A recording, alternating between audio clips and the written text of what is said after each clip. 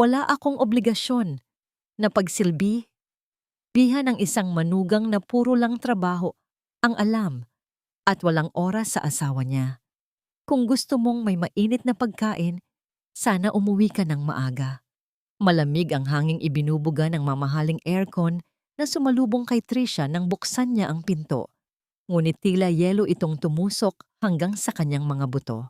Ramdam niya ang panginginig ng kanyang mga binti matapos ang 14 na oras na pakikipagdigma sa kumpanya upang maisalba ang isang kampanyang nagkakahalaga ng milyon-milyong piso. Sa kanyang leather bag na binili niya mula sa kanyang pinaghirapang bonus, nakahimlayang kontratang magbibigay sana ng malaking komisyon. Komisyong nakalaan para sa pangarap nilang bakasyon ni Jeron at para sa panggastos ng buong bahay. Umuwi siya ng may bitbit na pag-asa na kahit paano, sa kabila ng pagod, may sasalubong sa kanyang mainit na sabaw at isang simpleng yakap. Ngunit sa ibabaw ng mahabang glass dining table na siya mismo ang pumili at nagbayad, walang naghihintay na hapunan. Ang nakaabang lamang sa kanya ay isang mangkok ng malamig at namumuong sabaw ng sinigang. Kaunting kanina na, nanigas na sa gilid ng pinggan, at isang platito kung saan nakasalansan ang mga tinik at ulo ng pritong galunggong na simot. Wala man lang itinirang kahit isang buong laman para sa kanya. Sa malambot na sofa, hindi kalayuan sa kusina, nakasandal si Lourdes habang nanonood ng teleserye. Ang mga paa ay nakarelax sa ibabaw ng footrest. Sa tabi nito ay si Mika, abala sa pag-scroll sa kanyang bagong smartphone na binayaran ni Trisha noong nakaraang buwan, habang marangyang humihigop ng iced caramel macchiato. At sa kabilang dulo, si Jeron, ang lalaking pinangakuan niya ng walang hanggang pag-ibig, nakatutok lamang sa paglalaro ng mobile games ni hindi man lang nag-angat ng tingin nang bumukas ang pinto. Ang amoy ng mamahaling pabango ni Trisha na hinaluan ng kanyang pawis ay mabilis na nilamon ng amoy ng isda at mantika na nanunuot sa buong sala. Dahan-dahang inilapag ni Trisha ang kanyang bag sa ibabaw ng mesa. Inilabas niya ang folder na naglalaman ng kontrata, ang katibayan ng kanyang dugo at pawis. Sa hindi kalayuan, ang baso ng iced coffee ni Mika na naiwan sa mesa ay unti-unting pinagpapawisan. Isang malamig na butil ng tubig ang namuo, gumapang pababa sa makinis na salamin, at tumulo ng tuluyan sa ibabaw ng pirma ni Trisha sa kontrata. Basa. Malabong tinta sa ibabaw ng mamahaling papel. Katabi ng mga tinik ng isda, isang nakakapasong lamig ang gumapang mula sa talampakan ni Trisha paakyat sa kanyang gulugod. Umikot ang kanyang sikmura, hindi dahil sa gutom na nagpapahina sa kanyang katawan buong maghapon, kundi dahil sa isang matinding pagduduwal sa kaharap na katotohanan. Wala siyang maramdamang luha. Masyadong mabigat ang sakit para idaan sa pag-iyak. Namatay ang lahat ng pakiramdam niya sa loob habang unti-unting lumulukob sa kanya ang isang matinding hiya. Sa sarili niyang bahay, sa lupang binili ng kanyang sariling pangalan bago pa man siya ikasal, pinaparamdam sa kanya na siya ay isang nakikiusap na pulubi. Ganito na lang ba ang halaga ko? Isang makina na naglalabas ng pera, pero hindi karapat-dapat sa kahit isang mainit na subo ng kanin. Nabasag ang katahimikan ng kanyang kaluluwa nang pilit niyang ibinuka ang kanyang mga tuyong labi. Wala ba kayong itinira para sa akin, Jeron? Alam mong buong araw akong walang kain dahil sa meeting. Huminto ang paggalaw ng mga daliri ni Jeron sa screen ng kanyang cellphone. Tumingin siya kay Trisha, ang mga mata ay puno ng kahinaan at pag-iwas. Babe, akala kasi namin nag-dinner ka na sa labas kasama ng mga boss mo. Tsaka, nakalimutan kong magsaing ulit. Hayaan mo, bukas ipagluluto kita. Bago pa man makasagot si Trisha, umalingaw-ngaw ang boses ni Lourdes mula sa sala. Matalim at puno ng nakalalasong katwiran. Aba, bakit si Jeron ang sisisihin mo? Buong araw siyang nagtrabaho sa opisina niya, tapos pag-uwi niya dito, siya pa ang aasikaso sa'yo. Hindi porket mas malaki ang sweldo mo, pwede mo nang alipinin ng anak ko. As a wife, you should know your place. Huwag mong idahilan ang pagiging busy mo para maging pabaya sa asawa mo. Nakikitira na nga lang tayo dito sa bahay na bigay ng kumpanya mo. Ganyan ka pa makaasta. Tinitigan ni Tricia ang babaeng nagbitiw ng mga salitang yon. Tinitigan niya ang mga pader ng BGC condo na ito. Ang mga pader na nagkakahalaga ng 20 milyong piso na binabayaran niya buwan-buwan gamit ang sariling pawis habang ang mga taong ito ay nakatira ng libre dahil lamang sa awa at pag-ibig niya kay Jeron. Inilihim niya ang katotohanan na siya ang tunay na may-ari ng kondo para lamang maprotektahan ang maliit na ego ng kanyang asawa. Tinitigan niya si Mika na nag-irap lamang bago muling nag-scroll sa social media. At panghuli, tinitigan niya ang kanyang asawa, ang lalaking nangakong magiging protektor niya, na ngayon ay tahimik na nagtatago sa likod ng palda ng kanyang ina. Doon, sa gitna ng malamig na kusina at amoy ng panis na sabaw, may isang bagay na tuluyang naputol sa loob ni Tricia. Hindi siya sumigaw, hindi niya ibinato ang plato. Sa halip, ang mga labi niya ay dahan-dahang umangat. Isang ngiti. Isang nangiting walang laman, walang init at walang pagmamahal. Ang ngiti ng isang taong hinding-hindi na muling magpapaalipin. Walang anumang salitang lumabas sa bibig ni Tricia. Kinuha niya ang platito ng mga tinik ng isda at tahimik itong ibinuhos sa basurahan. Kinuha niya ang kanyang bag na naglalaman ng basang kontrata at naglakad patungo sa master bedroom. Pumasok siya sa loob. Umikot ang seradura. Pinihit niya ang lock ng 2 beses. Kinuha niya ang kanyang cellphone at tuluyang pinatay ang power.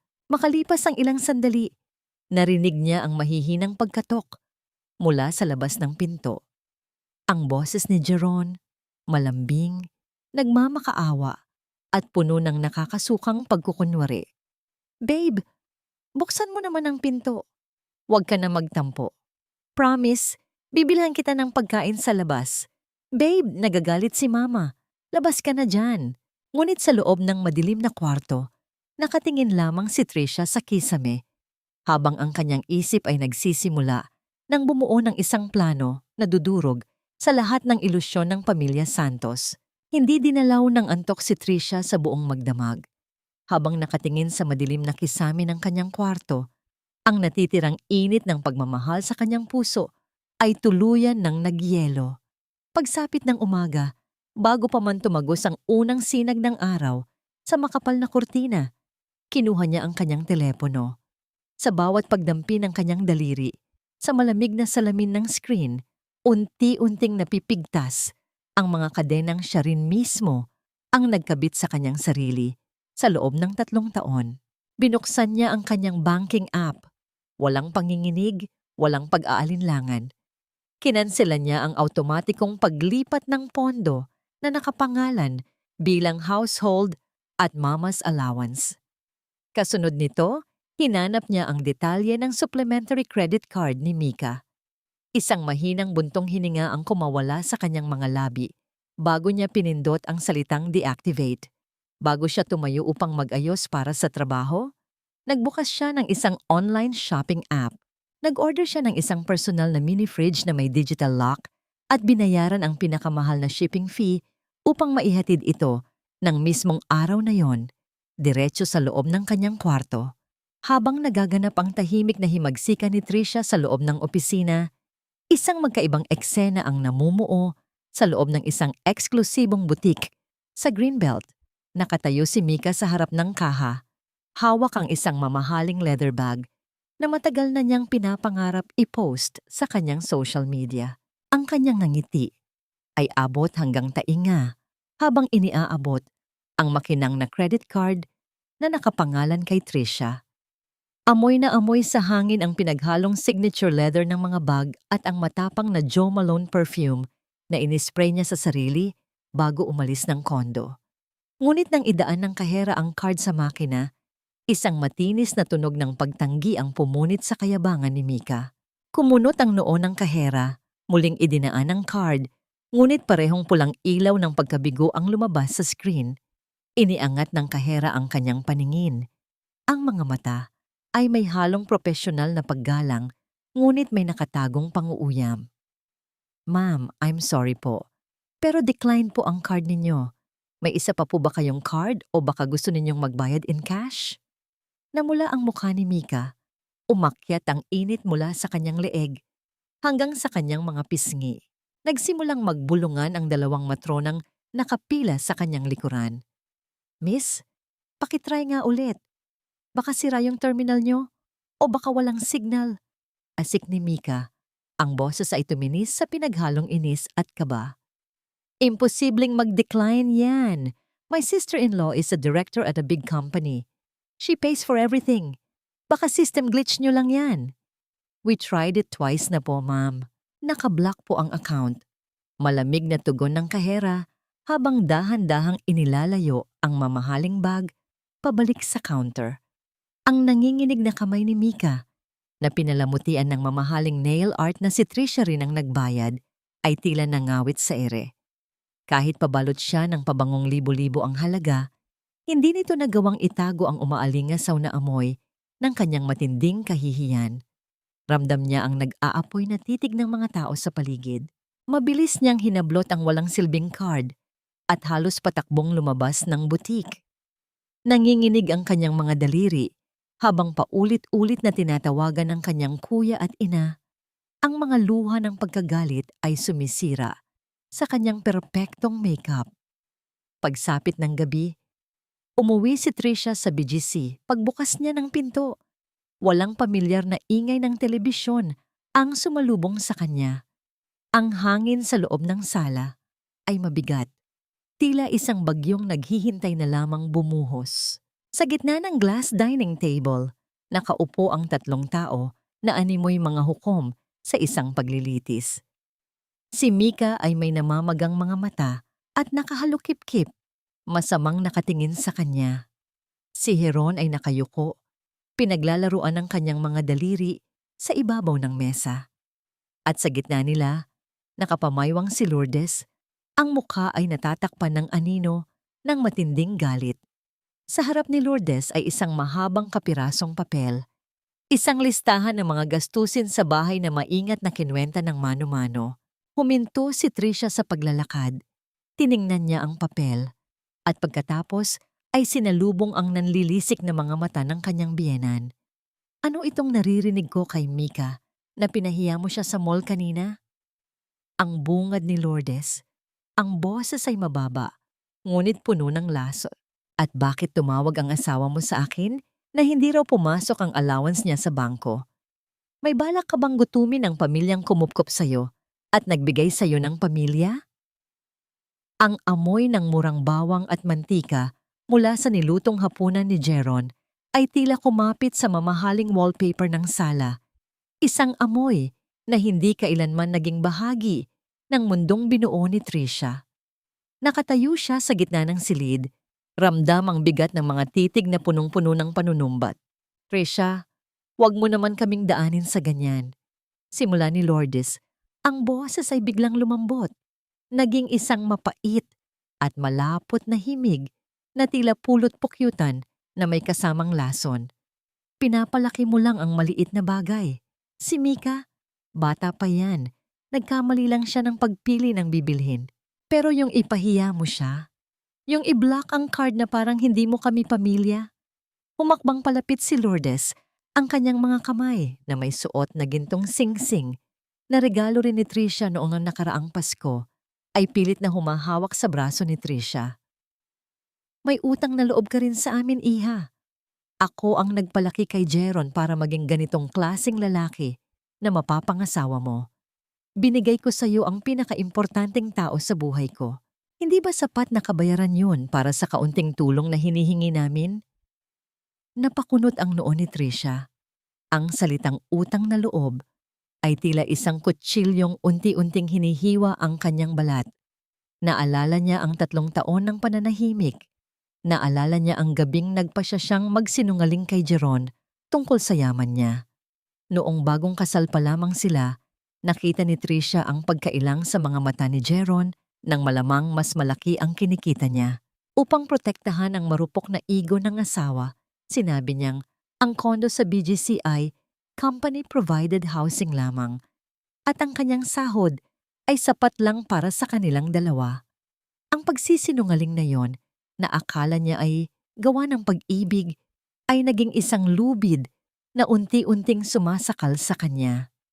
Hinayaan niyang maniwala ang pamilya Santos na lahat sila ay nakadepende sa benepisyo ng kumpanya, habang siya ang palihim na nagpapasan ng lahat ng bayarin. Baby, di lumapit si Jeron. Ang kanyang boses ay puno ng paglalambing na dati ay nagpapalambot sa puso ni Tricia. Inabot niya ang kamay ng asawa, pilit itong pinipiga. Ngunit sa pagkakataong ito, ang haplos ni Jeron ay hindi nagbigay ng init. Ang pakiramdam ng balat ni Jeron sa kanyang palad ay tila malamig na kaliskis ng isang reptilya, madulas at nakakapangilabot. Nakaramdam si Tricia ng matinding pagduduwal. Ang lalaking akala niya ay kanyang sandigan ay isa lamang palang linta na nakakapit sa kanyang dugo. Baka naman pagod ka lang sa work, Tricia. Bulong ni Jeron. Ang hininga niya ay amoy kape at kasinungalingan. Hayaan mo na si Mama. Mag-sorry ka lang, tapos ibalik mo na yung card ni Mika. Ako na ang bahala sa'yo mamaya. Hihilutin kita. Huwag na nating palakihin to. Nakakahiya sa mga kapitbahay kung malalaman nilang nag-aaway tayo dahil sa pera. Hiya, iyon na naman ang salitang ginagamit nila para pasukuin siya. Dahan-dahang binawi ni Tricia ang kanyang kamay. Ang lamig ng aircon sa sala ay tila mas tumindi, ngunit sa loob niya ay may isang apoy na nagsisimulang magliyab. Hindi ako magsusorry, matigas na sabi ni Tricia. Ang kanyang boses ay hindi nanginig kahit isang saglit.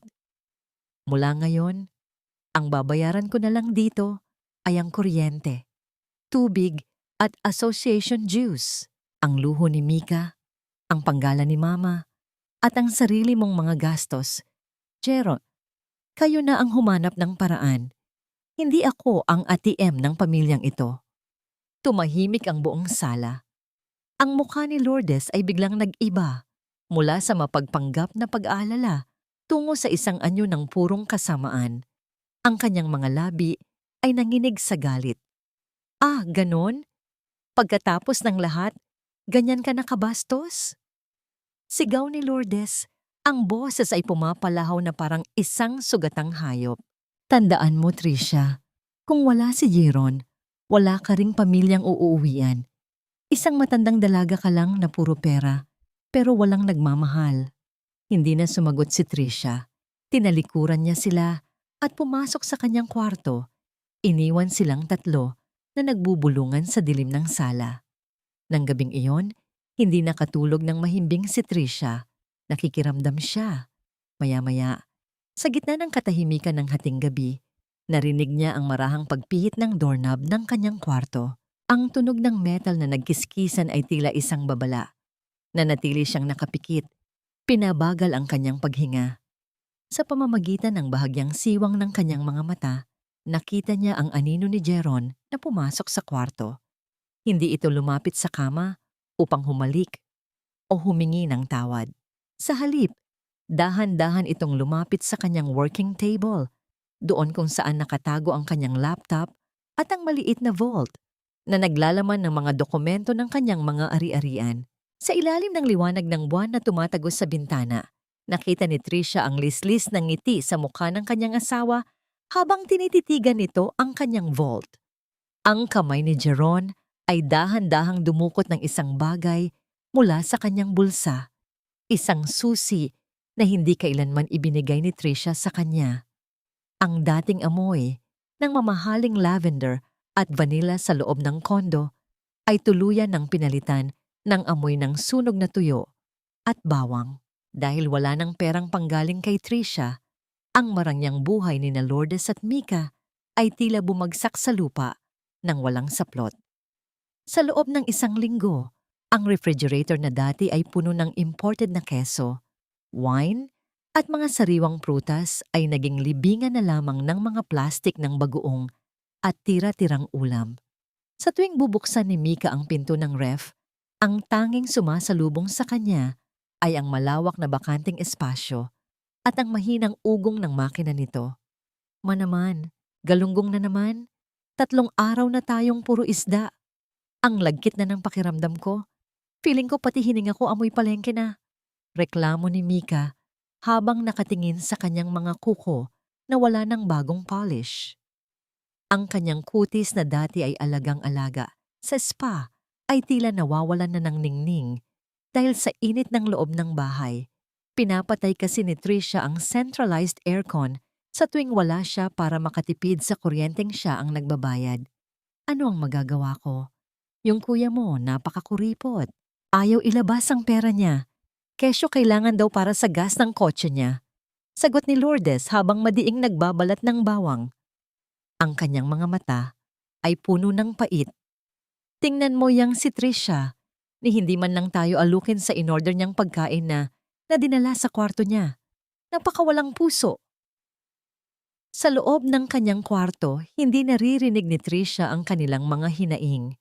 Ang maliit niyang refrigerator ay puno ng masusustansyang pagkain na sapat lamang para sa kanya. Ngunit sa kabila ng katahimikan, ramdam niya ang bigat sa kanyang dibdib. Ang kondo na ito, na dati ay itinuturing niyang tahanan, ay naging isang malamig na bilangguan. Upang makahinga, nagpasya si Trisha na magmaneho patungo sa Pasig, sa maliit at lumang bahay ni Tia Belen. Pagbaba niya ng sasakyan, ang amoy ng basang lupa, matapos ang ambon, at ang halimuyak ng mga tanim na sampagitan ni Tia Belen ang sumalubong sa kanya. Malayo ito sa sterile at artificial na amoy ng BGC. Dito, ang hangin ay may kasamang yakap. Trisha, iha, halika pasok ka. Tamang-tama ang dating mo, nagluto ako ng sinigang na baboy. Yung paborito mo, maraming katuray at labanos, masayang bati ni Tia Belen habang pinupunasan ang kanyang mga kamay sa kanyang kupas na apribal. Naupo si Trisha sa maliit na kahoy na upuan sa kusina. Ang hapagkainan ni Tia Belen ay gawa lamang sa nara na lumana, pero makinis dahil sa dalas ng pagpupunas. Inihain ni Tia Belen ang mainit na sabaw. Ang usok na lumalabas mula sa mangkok ay may dalang amoy ng asim ng tunay na sampalok at anghang ng sili. Sa unang higop ni Trisha, tila natunaw ang yelong nakabalot sa kanyang puso. Ang init ng sabaw ay dumaloy sa kanyang lalamunan hanggang sa kanyang sikmura, nagbibigay ng ginhawang hindi kayang ibigay ng anumang mamahaling restaurant sa Makati. Tia, mali po ba ako? Bulong ni Trisha, ang kanyang boses ay bahagyang nanginig. Mali po bang bawiin ko yung mga bagay na ako naman ang naghirap? Bakit pakiramdam ko, ako pa ang masamang tao? Hinawakan ni Tia Belen ang kamay ni Trisha. Ang kanyang palad ay magaspang dahil sa dekada ng paglalaba at pagluluto. Ngunit ang haplos nito ay mas malambot pa sa seda. Iha, makinig ka. Ang pagtulong ay parang pagpapakain ng ibon. Kung ang ibon ay hindi na natutong lumipad dahil lagi mo na lang sinusubuan, pinapatay mo siya sa halip na tinutulungan. Sabi ni Tia Belen, ang kanyang mga mata ay puno ng karunungan. Ang sakripisyo ay nagiging pagpapakamatay kapag wala nang natira sa sarili mo. Hindi kasalanan ng mahalin ang sarili, Trisha. Ang kasalanan ay ang hayaan ng ibang tao na bastusin ang dignidad na ibinigay sa iyo ng Diyos. Tumango si Trisha. Ang kanyang mga mata ay nananatiling tuyo, ngunit ang kanyang isipan ay nagiging malinaw. Hindi siya dapat makaramdam ng awa sa mga taong walang awa sa kanyang pagod. Bago siya umalis, binigyan siya ni Tia Belen ng isang maliit na Tupperware ng ulam. Baunin mo to, para kahit sa gitna ng lamig ng tinitirhan mo, may bitbit kang init. Pagbalik ni Trisha sa BGC ng gabing iyon, ang katahimikan ng hallway ay tila may dalang babala. Pagdating niya sa tapat ng kanyang pinto, hindi muna siya pumasok. Nilabas niya ang kanyang susi, ngunit bago pa man niya ito isalpak, napansin niya ang isang bagay sa ilalim ng liwanag ng hallway lamp. Ang makinis at itim na digital lock ng kanyang pinto ay may mga bagong gasgas. Ang metal na bahagi nito sa gilid ay tila pilit na sinungkit ng isang matigas na bagay. Marahil ay distornilyador o kutsilyo. May mga maliliit na piraso ng natuklap na pintura sa sahig. Isang matinding kaba ang gumapang sa kanyang dibdib, ngunit agad itong pinalitan ng isang malamig na galit. Alam niyang hindi magnanakaw, mula sa labas ang gumawa nito. Ang magnanakaw ay nasa loob mismo ng kanyang pamamahay. Ang bawat patak ng itim na kape na tumatagas mula sa filter patungo sa basong puno ng yelo ay tila isang lason na dahan-dahang humahalo sa kalinisan. Pinanood ni Tricia ang pagtunaw ng yelo sa loob ng isang tahimik na kafe sa Makati, malayo sa mapanghusgang mga mata ng kanyang biyenan. Ang malamig na baso sa kanyang palad ay nagbibigay ng kakaibang ginhawa. Isang pakiramdam na tila ang kanyang sariling pagkatao ay unti-unti na ring nagiging kasing lamig ng yelo. Kailangan natin ng bala, Tricia. Sa harap ng batas, hindi sapat ang mga pasa sa damdamin o ang mga luhang ibinuhos mo sa gabi. Ang kailangan natin ay katibayan ng pagtataksil sa tiwala at paglabag sa iyong pag-aari. Ang malalim at mahinahong boses ni Attorney Noel Ramirez ang bumasag sa kanyang pagmumuni-muni. Si Noel ay kaibigan ng kanyang yumaong ama, isang lalaking ang bawat salita ay tila timbang na ginto. Walang halong emosyon ang kanyang mukha. Tanging ang talas ng kanyang mga mata ang nagpapakita ng kanyang pagiging bihasa sa pakikipaglaban. Nagawa ko na po ang unang hakbang, Tito Noel. Sagot ni Tricia. Naglagay na ako ng isang maliit na relo sa ibabaw ng aking working table. Isang ordinaryong relo sa tingin, ngunit may mata itong hindi kumukurap at hindi nagsisinungaling. Nakatutok ito sa aking vault at sa mga dokumento ng kumpanya. Tumango si Noel. Mabuti. Ngunit tandaan mo, ang taong gipit ay mabilis kumagat sa pain. Kailangan mong mag-iwan ng isang bagay na hinding-hindi nila matatanggihan. Isang bagay na gigising sa kanilang katakawan. Pag-uwi ni Tricia ng hapon na yon, ang hangin sa loob ng kondo ay tila mas lalong naging mapanghi.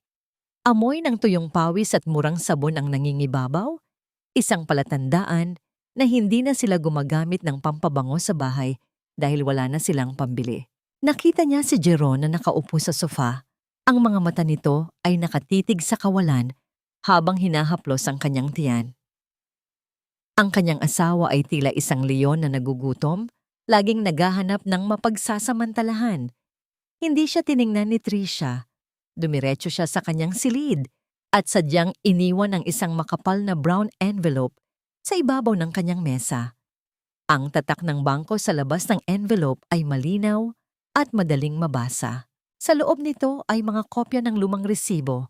Ngunit sa labas, isinulat niya ang mga salitang confidential, asset liquidation, at cash reserves.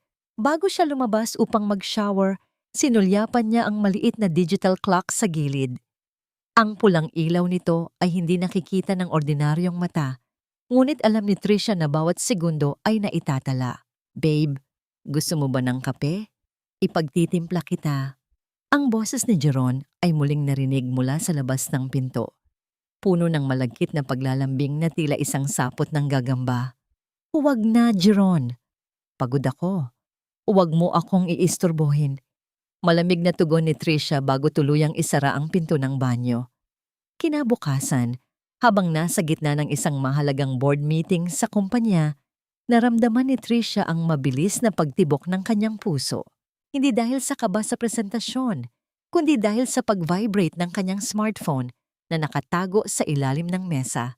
Isang notification mula sa kanyang security app ang lumitaw sa screen. Movement detected in master bedroom.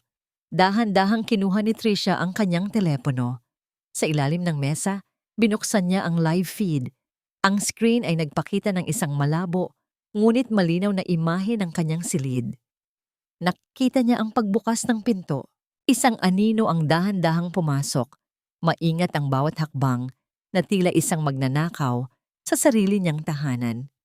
Ang anino ay tumigil sa harap ng kanyang working table.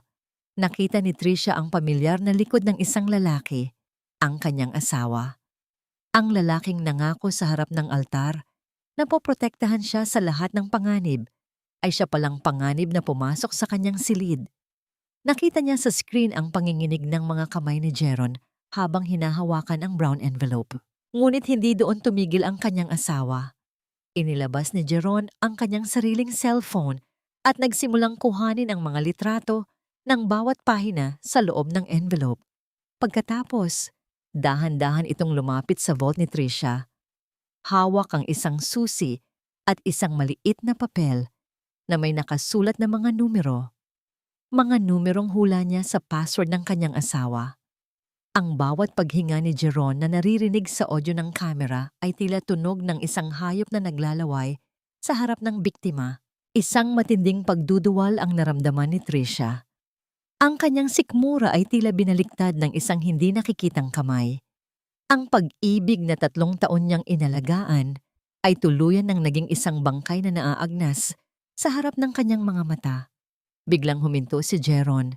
Tumingin ito sa direksyon ng maliit na digital clock. Nanlaki ang mga mata ni Jeron. Tila may napansin itong kakaiba sa itim na salamin ng relo.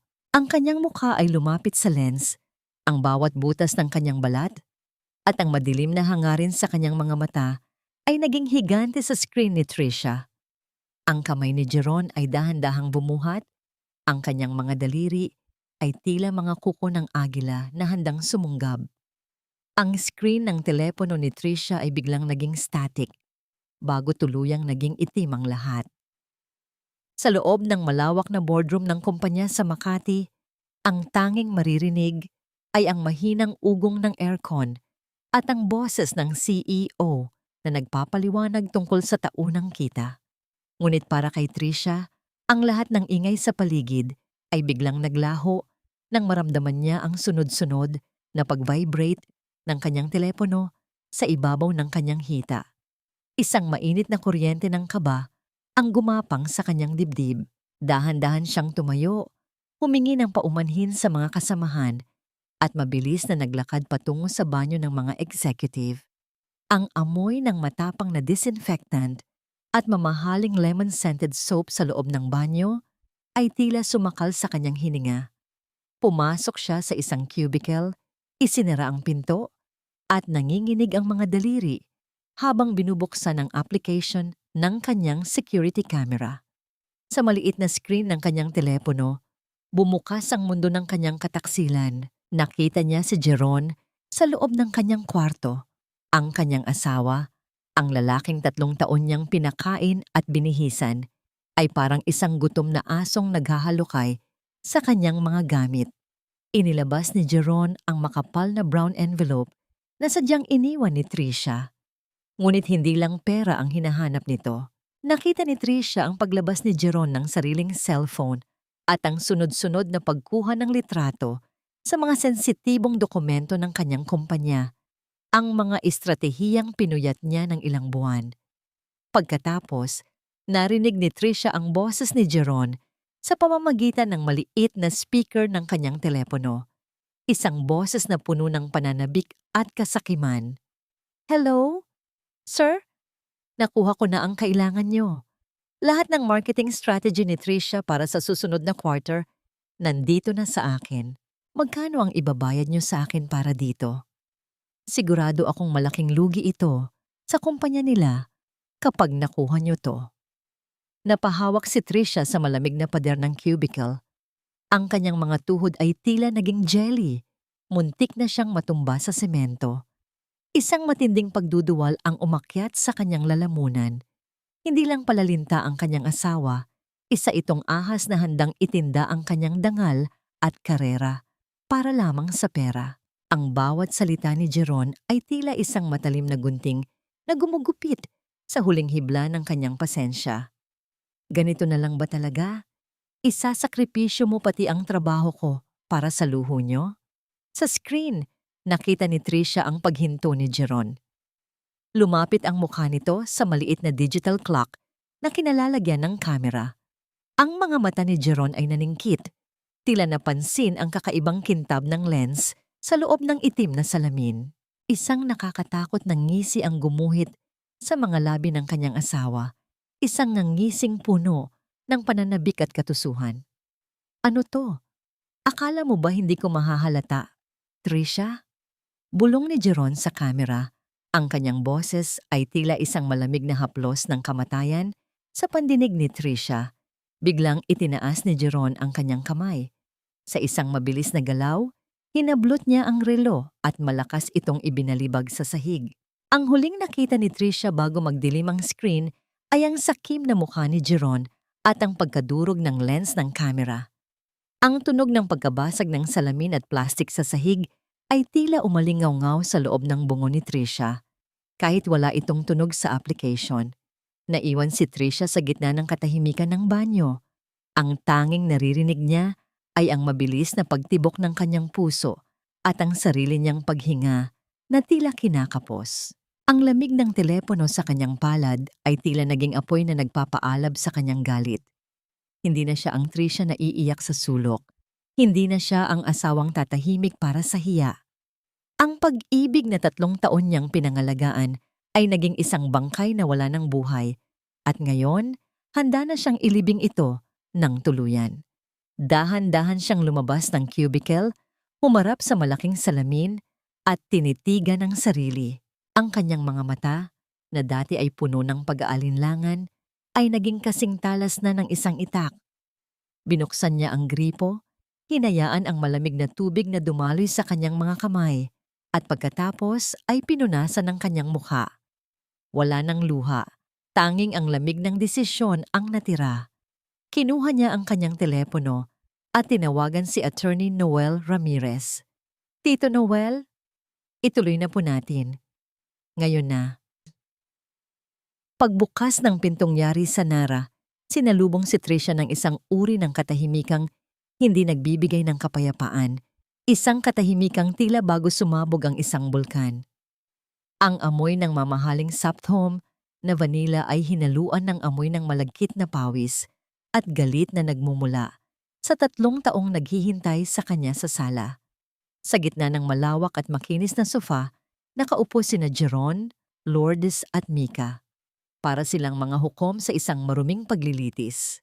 Sa ibabaw ng glass table, nandoon ang nadurog na digital clock, ang kanyang mata sa dilim, na ngayon ay isa na lamang tumpok ng plastik at basag na salamin.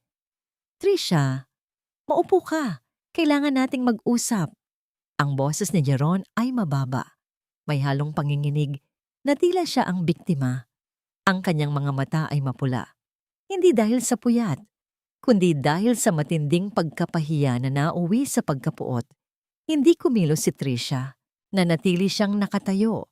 Ang kanyang leather bag ay mahigpit na nakasukbit sa kanyang balikat, tila isang kalasag.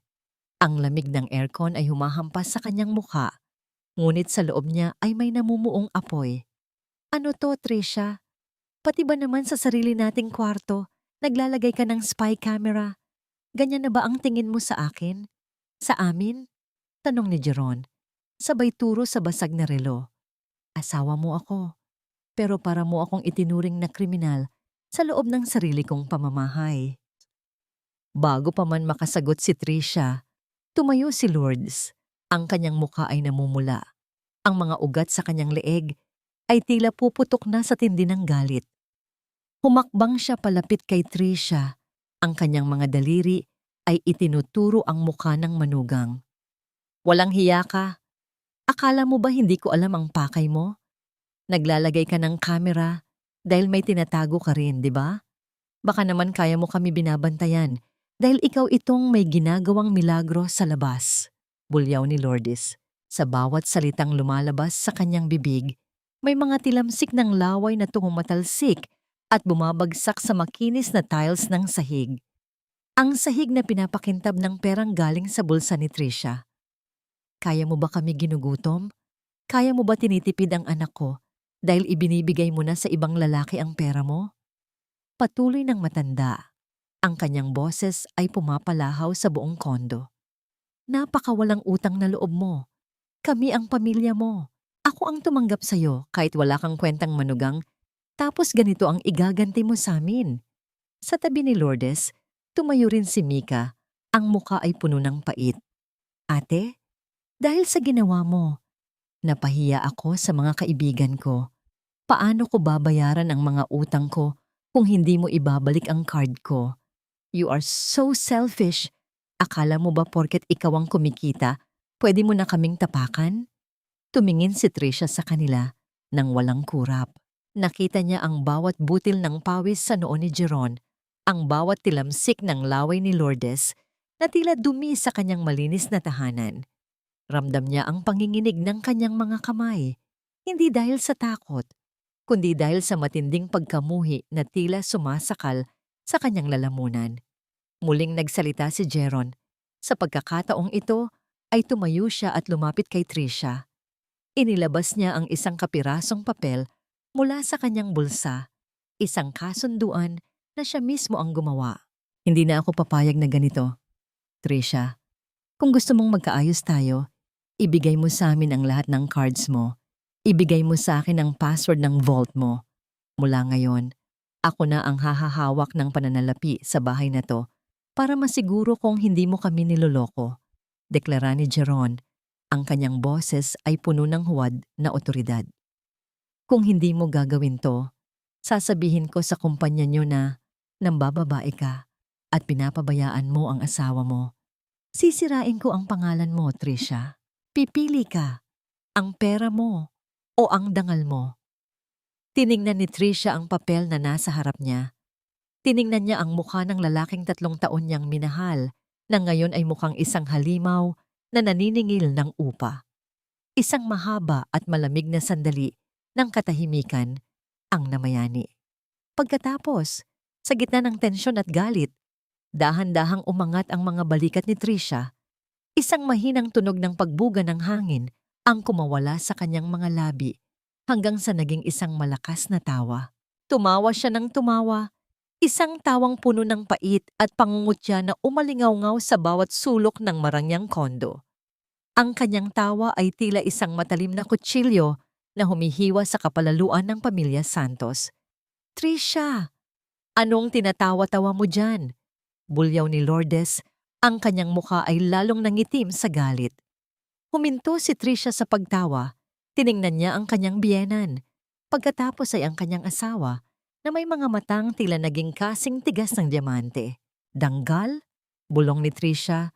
Ang boses ay tila galing sa ilalim ng lupa. Gusto niyo ng dangal? Sige, ibibigay ko sa inyo ang katotohanan tungkol sa dangal niyo. Dahan-dahan niyang binuksan ang kanyang bag at may inilabas na isang folder. Dahan-dahang inilabas ni Trisha ang isang makapal na folder mula sa kanyang bag. Ang bawat paggalaw ng kanyang mga kamay ay kalmado, halos mekanikal. Ngunit may dalang bigat na tila isang hatol ng kamatayan. Ang puting papel sa loob ng folder ay kasing lamig ng yelo sa ilalim ng liwanag ng chandelier. Gusto niyo ng katotohanan? Ang boses ni Trisha ay parang isang bulong ng hangin bago ang malakas na bagyo. Sige, pakinggan natin ang tunog ng inyong dangal. Inilabas niya ang kanyang smartphone at may pinindot na isang icon. Biglang umalingaw-ngaw sa buong sala ang isang boses. Ang boses ni Jeron na nanggagaling sa playback ng recording mula sa kamera sa kwarto. Hello? Sir, nakuha ko na ang kailangan nyo. Magkano ang ibabayad nyo sa akin para dito? Sigurado akong malaking lugi ito sa kumpanya nila. Ang bawat salita ni Jeron ay tila isang sampal na paulit-ulit na tumatama sa mukha ni Lourdes at Mika. Ang katahimikang sumunod ay nakabibingi. Ang mukha ni Jeron, na kanina ay puno ng pekeng otoridad, ay biglang nawalan ng kulay. Ang kanyang mga labi ay nanginig, tila nawalan ng kakayahang bumuo ng kahit isang salita. Ang amoy ng malansang isda mula sa hapunan ay tila mas lalong tumapang sa loob ng silid. Anong ibig sabihin nito, Jeron? Nauutal na tanong ni Lourdes. Ang kanyang mga mata ay pabalik-balik sa kanyang anak at kay Trisha. Hindi sumagot si Trisha. Sa halip kinuha niya ang folder at malakas itong inihagis sa ibabaw ng glass table. Ang tunog ng pagbagsak ng makapal na papel sa makinis na salamin ay tila isang putok ng baril sa gitna ng gabi. Ang folder ay dulas na tumigil sa harap ni Jeron. Basahin mo, Jeron, basahin mo ng malakas para marinig ng nanay mo at ng kapatid mo. Utos ni Trisha. Ang kanyang mga mata ay nananatiling tuyo at matigas. Nanginginig ang mga daliri ni Jeron habang binubuksan ang folder. Ang kanyang paningin ay lumabo nang makita ang dokumentong nasa loob. Ang Condominium Certificate of Title. Ano to, babe? Bakit? Bakit pangalan mo lang ang nandito? Tanong ni Jeron. Ang boses ay tila isang maliit na bata na nahuling nagnanakaw. Basahin mo ang petsa kung kailan ito binili. Malamig na sabi ni Trisha. 2 taon? 2 taon bago tayo ikasal? Bulong ni Jeron. Isang matinding bugso ng hangin mula sa aircon ang tila nagpalamig, lalo sa atmosfera. Ang katotohanan ay unti-unting lumulubog sa isipan ni na Lourdes at Mika. Ang kondo na ito, ang marangyang tahanang ito na itinuring nilang kanila, na ginawa nilang palaruan ng kanilang kasakiman, ay hindi kailanman naging pag-aari ng kumpanya. At higit sa lahat, hindi ito pag-aari ni Jeron.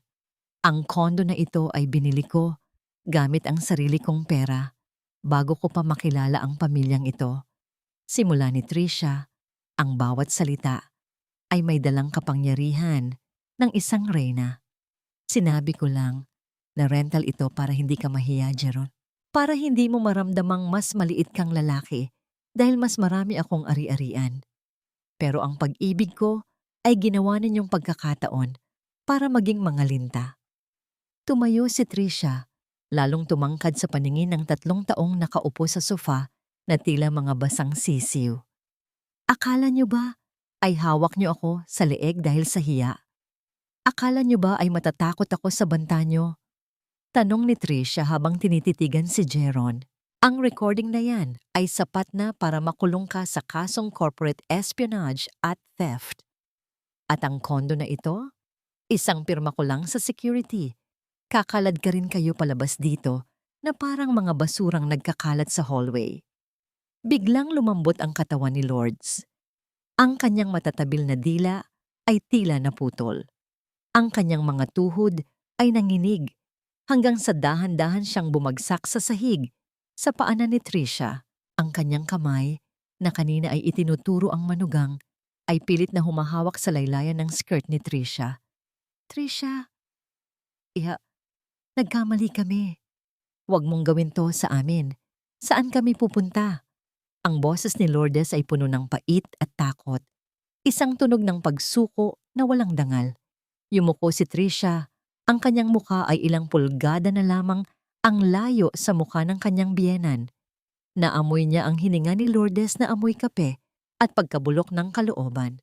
Isang mapait na ngiti ang sumilay sa mga labi ni Trisha bago siya bumulong. Ang utang na loob na lagi mong binabanggit, ma. Bayad na yon sa 3 taon na pinatira ko kayo dito ng libre. Ngayon, oras na para maranasan nyo kung paano mabuhay sa sarili ninyong dumi. Nanatiling nakatayo si Trisha, ang kanyang mga mata ay tila 2 uling na nagbabaga sa gitna ng malamig na silid. Hindi siya natinag sa pagkakaluhod ni Lourdes. Ang mga kamay ng matanda na nakakapit sa kanyang palda ay tila mga maduming sanga ng puno na pilit siyang hinahila pababa sa putikan. Ngunit sa pagkakataong ito, mas matatag na ang kanyang pagkakatayo. Bitiwan mo ako, ma. Ang boses ni Trisha ay walang emosyon, kasing talas ng isang labaha. Ang mga luhang yan ay hindi para sa akin. Iyan ay para sa marangyang buhay na malapit niyo nang iwan. Dahan-dahang binaklas ni Trisha ang mga daliri ng biyenan mula sa kanyang damit. Tumingin siya sa kanyang mamahaling relo. Ang tunay na relong suot niya, hindi ang nadurog na kamera. Ang bawat galaw ng kamay ng oras ay tila isang hatol na hindi na mababawi. 8:00 na ng gabi, deklara ni Trisha habang inililibot ang kanyang tingin sa kabuuan ng sala. May eksaktong 24 na oras kayo. Bukas, sa ganitong oras din, kailangang wala na ang kahit isang bakas ng inyong paghinga sa loob ng kondo ko. Kung hindi ang mga pulis at ang media ang sasalubong sa inyo sa lobby, isipin nyo na lang ang hiya na idudulot niyan sa inyong pangalan. Ate, hindi mo pwedeng gawin to. Wala kaming matutuluyan. Ang bahay natin sa probinsya, matagal nang nakasangla. Sigaw ni Mika. Ang kanyang boses ay tuminis sa sobrang desperasyon. Ang kanyang muka ay punong-puno ng tuyong luha at nagkalat na maskara, tila isang sirang manika na wala ng halaga. Sana ay naisip nyo yan bago nyo ako tratuhin na parang basahan sa sarili kong pamamahay. Tugon ni Tricia. Jeron, tawagan mo ang mga kaibigan mo. Yung mga kumpanyang binibentahan mo ng sekreto ko. Baka may bakanteng kwarto sila para sa isang traidor na tulad mo. Napayuko si Jeron, ang kanyang mga balikat ay nangalay. Ang amoy ng kanyang sariling takot ay tila humalo sa amoy ng malamig na kape sa mesa sa. Wala siyang masabi. Ang lalaking laging may dahilan, ang lalaking laging nagtatago sa likod ng kanyang ina, ay sa wakas ay naubusan na ng mapagtataguan. Tinalikuran sila ni Tricia at dumiretso sa telepono ng unit. Pinindot niya ang speed dial para sa security at building management. Hello, guard? This is Tricia Salvador of Unit 24B. I'm informing you that I have guests moving out tomorrow night. Please ensure that a moving van is cleared and have 2 security guards stand by on my floor starting 7 p.m. I want a peaceful transition. Thank you. Ang bawat salita ni Tricia ay tila isang pako na ibinabaon sa kabaong ng pamilya Santos. Pagkababa ng telepono, pumasok siya sa kanyang kwarto at kinuha ang kanyang mga mahahalagang gamit sa isang maliit na bag. Hindi siya matutulog doon ngayong gabi. Hindi niya kayang langhapin ang hangin na kasama ang mga taong nagtangka sa kanyang dangal. I'll be staying in a hotel tonight, sabi ni Tricia paglabas niya ng kwarto. Babalik ako bukas ng gabi para kunin ang susi. Huwag niyo nang subukang sirain ang kahit anong gamit dito. Nakalista ang lahat ng inventory ng kondo na ito. Bawat basag na baso ay idadagdag ko sa demanda laban kay Jeron. Lumakad siya patungo sa pinto. Ang tunog ng kanyang high heels sa tiles ay tila isang martsa ng tagumpay. Bago siya lumabas, lumingon siya sa huling pagkakataon. Nakita niya ang 3 taong dati ay tinitingala niya bilang pamilya, na ngayon ay nagkukumpulan sa gitna ng sala, tila mga basang sisiw na nanginginig sa ginaw ng katotohanan. Lumabas si Tricia at malakas na isinara ang pinto. Pagsapit ng kinabukasan, ang bawat oras ay tila isang pahirap para sa pamilya Santos. Sa loob ng kondo, ang amoy ng kaguluhan ay nangingibabaw. Nagkalat ang mga maleta, mga plastik na bag na punong-puno ng mga damit ni Mika at mga gamit na pilit nilang isinisiksik kahit wala ng paglalagyan. Walang nagsasalita. Tanging ang tunog ng paghihila ng mga zipper at ang kalansing ng mga hanger ang naririnig. Eksaktong 7:00 ng gabi, bumalik si Tricia kasama si Attorney Noel at 2 unipormadong gwardiya. Ngunit pagdating niya sa tapat ng kanyang pinto, naramdaman niya ang isang kakaibang bigat. Isinalpak niya ang kanyang susi, ngunit hindi ito umikot. Pinihit niya ang handle, ngunit matigas ito. Mula sa loob, narinig niya ang boses ni Lourdes. Hindi na nagsusumamo, kundi puno ng isang baliw na determinasyon. Hindi kami lalabas dito, Tricia. Asawa mo si Jeron. May karapatan kami dito. Kung gusto mo kaming paalisin, kailangan mo kaming patayin muna. Ikinandado na namin ang lahat ng pinto mula sa loob. Napatigil si Tricia. Ang kanyang kamay sa doorknob ay nanigas. Ang mga gwardiya sa kanyang likuran ay nagkatinginan. Ang pamilya Santos, sa kanilang huling hininga ng kasakiman, ay nagpasya na gawing kuta ang kanyang sariling tahanan. Nanatiling nakatayo si Tricia sa harap ng sarili niyang pinto. Ang kanyang kamay ay dahan-dahang bumitaw sa doorknob na tila may nakakahawang sakit. Ang boses ni Lourdes mula sa loob ay puno ng isang uri ng desperasyong nauuwi sa pagkabaliw. Sa labas, ang hallway ng mamahaling condominium sa BGC ay amoy malinis na floor wax at mamahaling pabango. Isang kapaligirang pilit dinudumihan ng mga pagsigaw mula sa loob ng Unit 24B. Tito Noel, ayaw ko na ng drama. Tapusin na natin to. Mahinahong sabi ni Tricia kay Attorney Noel, ngunit ang kanyang mga mata ay kasing lamig ng semento sa ilalim ng kanilang mga paa. Tumango ang abogado at lumingon sa property manager na kasama nila. You have the court order and the proof of sole ownership. Open the door. Any resistance will be met with additional charges of trespassing and obstruction of justice. Sa isang hudyat, ang building technician ay naglabas ng master override key. Ang tunog ng pag-ikot ng mga mekanismo sa loob ng digital lock ay tila isang hatol na nagtapos sa lahat ng ilusyon. Nang bumukas ang pinto, ang bumungad sa kanila ay isang eksenang punong-puno ng kaguluhan. Nakabarada sa pinto ang ilang maleta at isang lumang silya. Si Lourdes ay nakatayo sa gitna ng sala, hawak ang isang baso ng tubig na tila balak itong ibato. Si Mika ay nakakapit sa braso ni Jeron. Ang kanyang mukha ay punong-puno ng takot habang nakatingin sa mga unipormadong gwardiya. Ang amoy ng hapon na nilutong pagkain ay humalo sa amoy ng alikabok mula sa mga gamit na pilit nilang binubulgar. Huwag kayong lalapit! Idedemanda ko kayo! Gising na sigaw ni Lourdes, ang kanyang boses ay pumapalahaw sa buong floor. Ma, please! Tumigil na kayo! Bulong ni Jeron, ngunit huli na ang lahat. Walang salitang pumasok ang mga gwardiya. Sa bawat hakbang ng kanilang mabibigat na bota sa makinis na tiles, lalong lumiliit ang mundo ng pamilya Santos.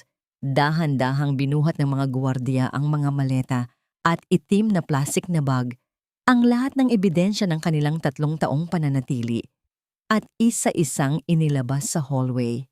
Doon nagsimula ang tunay na kalbaryo ng kanilang hiya. Dahil sa ingay, nagsimulang bumukas ang mga pinto ng ibang unit.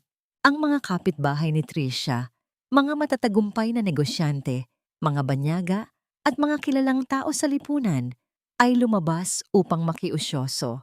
Ang katahimikan ng floor ay napalitan ng mga mahihinang bulungan at mapanghusgang mga titig. Nakaladkad palabas si Mika, bitbit ang kanyang mga sapatos at ang kanyang punit na handbag.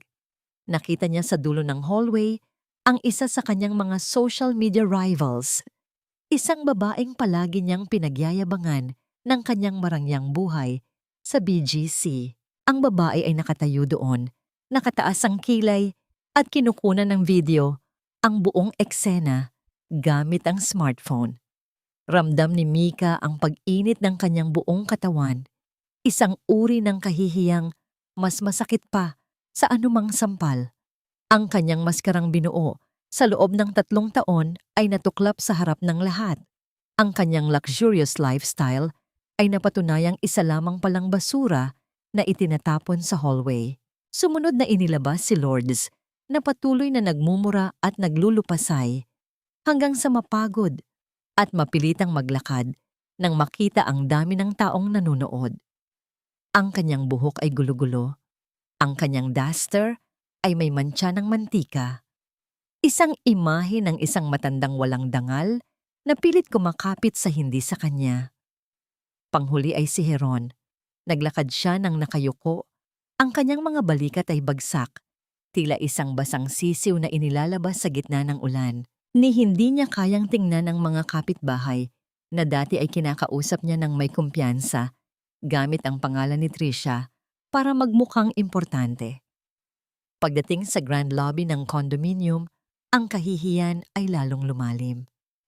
Ang mga lobby staff na dati ay nagbibigay sa kanila ng pinakamagandang serbisyo ay nakatayo lamang sa gilid. Ang kanilang mga mukha ay blanko. Ang mga tao sa lobby ay tumitigil sa paglalakad. Pinagmamasdan ang pamilyang Santos habang binabantayan ng mga gwardya patungo sa labas ng gusali. Tricia, maawa ka! Bulong ni Jeron nang dumaan siya sa harap ng kanyang asawa sa labas ng entrance. Hindi siya tiningnan ni Tricia. Nakatingin lamang si Tricia sa malayo, sa mga ilaw ng Manila na tila mga bituing hindi na kayang abutin ni Jeron. Sa labas ng gusali, sa ilalim ng mainit na hangin ng gabi, at sa gitna ng maingay na kalsada ng BGC, ibinagsak ng mga gwardiya ang kanilang mga bag sa biyahe. Ang mga plastik na bag ay sumabog, inilalabas ang mga gamit ni Mika at Lourdes sa maduming kalsada. Nakatayo ang tatlo sa gitna ng karamihan ng mga taong naglalakad, mga taong walang pakialam sa kanilang kwento. Sila ay naging mga estranghero sa lugar na 3 taon nilang inakalang kanila. Walang kotse, walang aircon, walang utos-utos. Tanging ang amoy ng usok ng sasakyan at ang bigat ng kanilang sariling kahihiyan ang natira. Mula sa bintana ng Unit 24B, pinanood ni Tricia ang maliliit na anino ng pamilya Santos sa ibaba. Ang kanyang puso ay hindi na kumakaba. Ang kanyang sikmura ay hindi na nanginginig.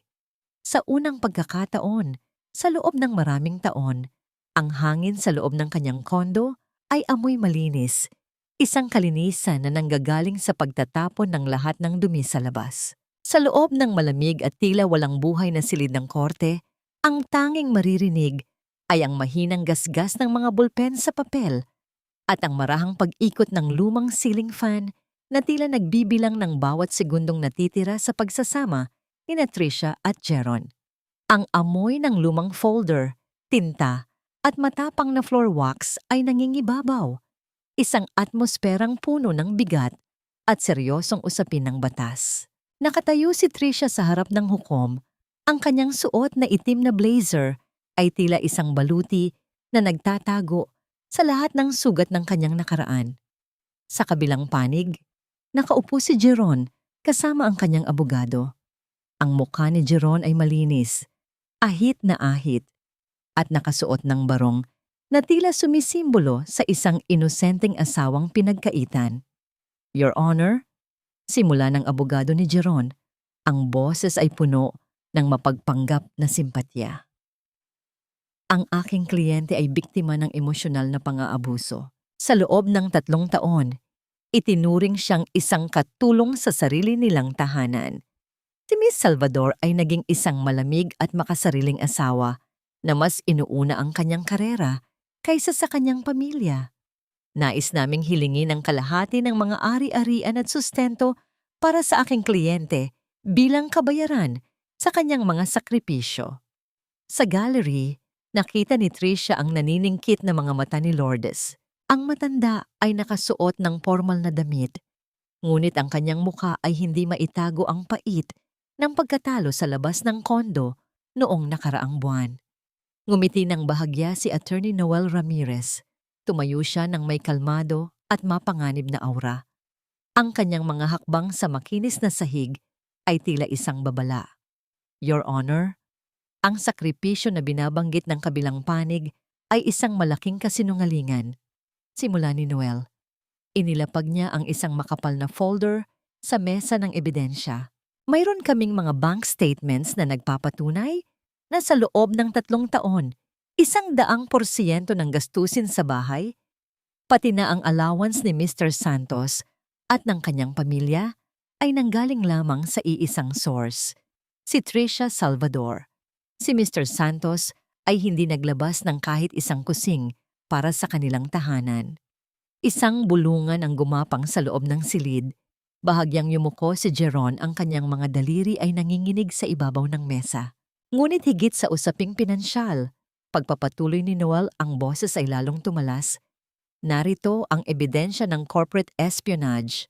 Ang aking kliyente ay muntik nang mawalan ng trabaho dahil sa pagtatangka ni Mr. Santos na itinda ang mga sensitibong dokumento ng kumpanya ni Miss Salvador sa kanilang mga kalaban sa negosyo. Narito ang audio recording at ang mga screenshot ng kanyang pakikipag-usap sa mga third-party buyers. Sa sandaling iyon, ang katahimikan sa loob ng korte ay naging kasing lamig ng yelo. Ang mukha ni Jeron ay tuluyan ng nawalan ng kulay, tila isang bangkay na nakasuot ng barong. Ang bawat salita sa recording na ipinatugtog ni Noel ay tila isang pako na ibinabaon sa kanyang sariling dangal. Ganito ba ang tinatawag ninyong Sakripisyo? Tanong ni Noel habang tinititigan si Jeron. Ang pagnakawan ng sarili mong asawa? Ang itinda ang kanyang paghihirap para lamang sa mabilis na pera? Nakita ni Tricia ang pagbagsak ng balikat ni Jeron. Ang lalaking laging may dahilan. Ang lalaking laging nagtatago sa likod ng katusuan ng kanyang ina ay sa wakas ay wala nang mapagtataguan. Ang bawat ebidensyang inilatag ni Noel ay tila isang matalim na gunting na gumugupit sa lahat ng ugnayan ni Tricia sa pamilya Santos. Matapos ang mahabang oras ng paglilitis, ang hukom ay dahan-dahang kakinuha ang kanyang gavel. Ang bawat mata sa loob ng silid ay nakatutok sa mabigat na kahoy na yon. Dahil sa mga ebidensyang iniharap ng panig ng petitioner, ang korte ay nagdedeklara na ang kasal ni Tricia Salvador at Jeron Santos ay void ab initio base sa psychological incapacity at breach of trust. Ang hatol ng hukom, walang karapatan si Mr. Santos sa anumang ari-arian ni Miss Salvador na binili bago at habang sila ay kasal. Ang lahat ng claims para sa sustento ay itinatanggi. Ang kasong kriminal para sa attempted theft at espionage ay ililipat sa kaukulang sangay ng gobyerno. Ang mabigat na kahoy ng gavel ay bumagsak sa lamesa, isang tunog na tumapos sa lahat ng ingay sa loob ng puso ni Tricia. Isang malakas na tunog ng pagbagsak ng desisyon na tila isang pinto na tuluyan ng isinara sa kanyang nakaraan. Tumayo si Tricia, inayos ang kanyang bag at humarap sa kanyang abogado. Wala siyang naramdamang saya, ngunit ang bigat na 3 taon niyang dinala sa kanyang dibdib ay biglang naglaho, pinalitan ng isang malamig at malinis na kapayapaan. Vivera, Tricia, please. Ang boses ni Jeron ay narinig niya habang papalabas siya ng silid. Ang lalaki ay nakatayo sa gilid. Ang mga mata ay puno ng luha ng desperasyon. Anong gagawin ko? Wala na akong trabaho, wala na kaming matitirhan ni Mama. Hindi huminto si Tricia, ni hindi niya tinapunan ng tingin ang lalaking dati ay naging sentro ng kanyang mundo. Ang amoy ng kalayaan ay mas masarap pa sa anumang pabango na nabili niya. Lumakad siya palabas ng korte, ang bawat hakbang ay tila isang pagyakap sa bagong bukas. Sa labas, ang sikat ng araw ng Maynila ay humahalik sa kanyang balat, isang init na hindi nakakapaso, kundi nagbibigay ng bagong buhay. Ang ginintuang sikat ng araw sa dapit hapon ay dahan-dahang tumatagos sa malalaking bintana ng bagong penthouse ni Tricia. Hindi ito kasing laki ng dati niyang kondo sa BGC, ngunit ang bawat sulok nito ay punong-puyo ng liwanag at hanging malayang dumadaloy. Wala na ang amoy ng luma at malansang isda. Sa halip, ang nangingibabaw ay ang malinis na halimuyak ng sariwang puting bulaklak at ang banayad na amoy ng lavender mula sa isang mamahaling scented candle na nakasindi sa gilid. Nakatayo si Tricia sa kanyang modernong kusina. Suot ang isang simpleng puting linen na damit. Ang kanyang mga balikat ay hindi na kasing bigat ng dati. Ang kanyang tindig ay puno ng isang uri ng kapayapaang tanging ang mga taong nakalaya sa impyerno ang makakaalam. Iha, handa na ang hapunan. Halika na. Tawag ni Chabelen habang inilalapag ang isang mangkok ng mainit na sabaw sa mesa. Lumapit si Tricia at naupo. Hinawakan niya ang mainit na mangkok. Ramdam ang init na gumagapang sa kanyang mga palad. Sa pagkakataong ito, hindi siya nagmamadali. Walang boses na nanunumbat sa kanyang likuran, walang asawang hihingi ng pera, at walang biyenang magdidikta ng kanyang halaga. Habang ninanamnam ni Tricia ang kapayapaan sa kabilang dulo ng syudad, sa isang masikip at mainit na paupahan, sa gilid ng riles, ang hangin ay puno ng alimuom at amoy ng kanal. Sa loob ng isang maliit na kwarto na ang tanging liwanag ay mula sa isang aandap-andap na bumbilya, nagpapatuloy ang walang katapusang pag-aaway. Ang dating marangyang kutis ni Mika ay puno na ng pawis at dumi. Ang kanyang mga mamahaling gamit ay naibenta na lahat para pambayad sa utang at pambili ng pagkain. Kasalanan mo to, ma. Kung hindi mo pinilit si kuya na magnakaw ng dokumento, hindi sana tayo ganito. Sigaw ni Mika. Ang kanyang boses ay tuminis sa tindi ng pagkamuhi. Anong ako? Ikaw ang laging humihingi ng pera para sa mga luho mo. Ikaw ang umubos sa lahat ng itinira ni Jeron. Ganti ni Lourdes. Ang kanyang boses ay paos at puno ng pait. Ang kanyang mga mata na dati ay puno ng katusuhan ay naging kasing labo na ng maruming tubig sa paligid nila. Sa isang sulok, nakaupo si Jeron sa sahig. May hawak na bote ng murang alak. Ang kanyang mga mata ay blanko, nakatitig sa kawalan. Wala na siyang trabaho, wala na siyang asawa, at higit sa lahat, wala na siyang dangal. Ang lalaking dati ay nakasandal sa tagumpay ng iba, ay ngayon ay nakabaon sa sarili niyang kawalan ng gawa. Wala nang magliligtas sa kanya.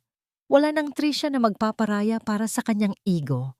Ang pamilyang Santos, na dati ay nagkakaisa sa pagsipsip ng dugo ni Trisha, ay ngayon ay dahan-dahang kinakain ng isa't isa dahil sa gutom at inggit.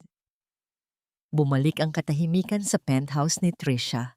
Pagkatapos kumain, lumakad siya patungo sa kanyang maliit na balkonahe. Mula sa itaas, ang mga ilaw ng Maynila ay tila mga hiyas na nakakalat sa isang itim na pelus.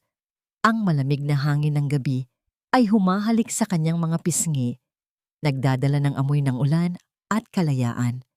Inisip ni Trisha ang lahat ng kanyang pinagdaanan. Naalala niya ang di asyong kagalunggong, ang mga mapanirang salita ni Lourdes, at ang pagtataksil ni Jeron. Ngunit sa pagkakataong ito, ang mga alaalang iyon ay hindi na nagdudulot ng sakit. Ang mga iyon ay naging mga pilat na lamang na nagpapaalala sa kanya kung gaano siya katibay. Isang matamis at tunay na ngiti ang sumilay sa mga labi ni Trisha. Hindi ito ang ngiti ng paghihiganti, kundi ang ngiti ng isang babaeng sa wakas ay nahanap na ang kanyang sariling halaga. Nauunawaan na niya ngayon. Ang tunay na pagmamahal sa pamilya ay hindi nasusukat sa kung gaano mo kayang magpaalipin. Ang tunay na katibayan ng isang babae ay ang kakayahan niyang tumayo at lumakad palayo kapag ang pag-ibig ay naging isang lason na. Huminga si Trisha ng malalim. Pinuno ang kanyang baga ng malamig na hangin ng gabi. Isinara niya ang kanyang mga mata, hinayaan ang katahimikan na yumakap sa kanya. Sa wakas, ang kanyang kwento ay hindi na tungkol sa pagtitiis, kundi tungkol sa muling pagsilang. Sa gitna ng malawak na syudad, si Trisha Salvador ay hindi na lamang isang asawa o isang anak na nagbabayad ng utang na loob. Siya ay isang babaeng malaya. At sa gabing ito, iyon ang pinakamahalagang katotohanan sa buong mundo. Sa loob ng marangyang ballroom ng isang tanyag na hotel sa Makati, ang hangin ay punong-puyo ng amoy ng sariwang lilis at ang mahal na halimuyak ng mga sikat na personalidad. Ang malamig na bugso ng aircon ay hindi na nagdadala ng pangangatog sa mga buto ni Trisha. Sa halip, ito ay tila isang banayad na haplos na nagpapakalma sa kanyang balat. 2 taon na ang lumipas. Nakatayo si Trisha sa gitna ng entablado. Suot ang isang itim na gown na gawa sa seda na tila dumadaloy na tubig sa bawat kilos niya. Hawak niya ang isang mabigat na tropeyo, ang Marketing Leader of the Year. Ang kinang ng ginto sa kanyang kamay ay hindi lamang simbolo ng kanyang tagumpay sa karera, kundi ang katibayan ng kanyang muling pagkabuo mula sa mga pirasong dinurog ng nakaraan. I dedicate this award to every woman who thought she had to lose herself to keep her family whole. Ang boses ni Trisha ay malinaw. Walang halong pait at puno ng kapangyarihan. You don't need to be a martyr to be worthy of love. Sometimes the bravest thing you can do is to walk away and choose yourself. Ang palakpakan ng mga tao ay tila isang malakas na alon na yumayakap sa kanya. Ngunit sa gitna ng tagumpay, nananatiling nakatapak ang kanyang mga paa sa lupa.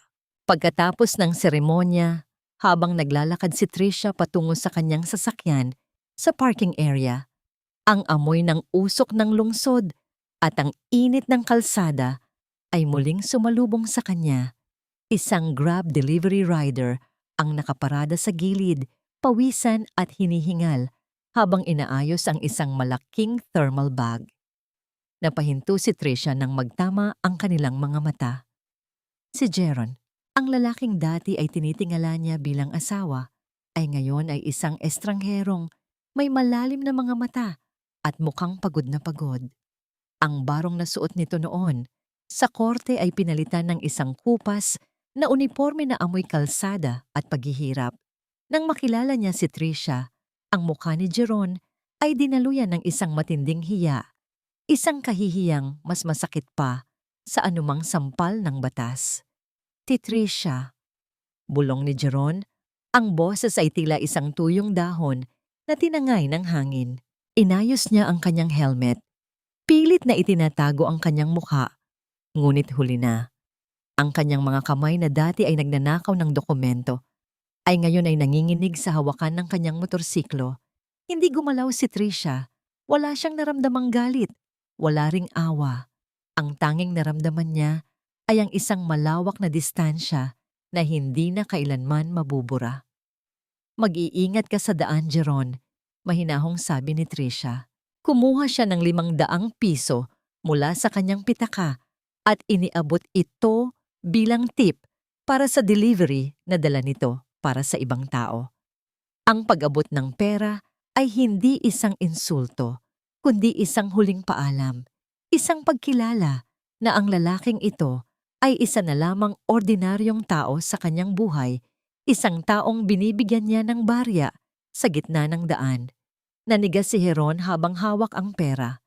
Ang halagang iyon ay tila mas mabigat pa sa lahat ng utang na loob na kinuha niya kay Trisha noon. Pinanood ni Jeron ang pagpasok ni Trisha sa kanyang sasakyan, ang marangyang tunog ng pagsara ng pinto na tila isang huling tuldok sa kanilang kwento. Habang nagmamaneho si Trisha palayo, nakita niya sa side mirror ang papaliit na anino ni Jeron sa gitna ng madilim na kalsada. Alam ni Trisha ang balita. Si Lourdes ay nasa probinsya na, naglalako ng kakanin sa palengke habang patuloy na minumura ang mundo. Si Mika naman ay nagtatrabaho bilang encoder sa isang maliit na shop, malayo sa mga kamera at ningning na dati niyang kinahuhumalingan. Sila ay nabubuhay sa mundong sila mismo ang gumawa, isang mundong walang pundasyon ng katapatan. Pagdating sa kanyang penthouse, binuksan ni Trisha ang bintana. Ang hangin ng gabi ay pumasok, may dalang amoy ng ulan. Humiga siya sa kanyang malambot na kama. Ang katahimikan ay tila isang awit na nagpapatulog sa kanya. Wala nang multo sa kanyang kwarto. Wala nang tinik ng isda sa kanyang mesa. Ang nakuha ni Trisha ay hindi lamang ang kanyang ari-arian o ang kanyang karera. Ang tunay na premyo ay ang kanyang kaluluwa na muling naging malinis, malaya at buo. Sa dilim ng gabi, ang kanyang huling paghinga bago makatulog ay puno ng isang matamis na katotohanan. Tapos na ang gabi ng pagtitiis. Ang buong buhay niya ay isa ng walang hanggang umaga.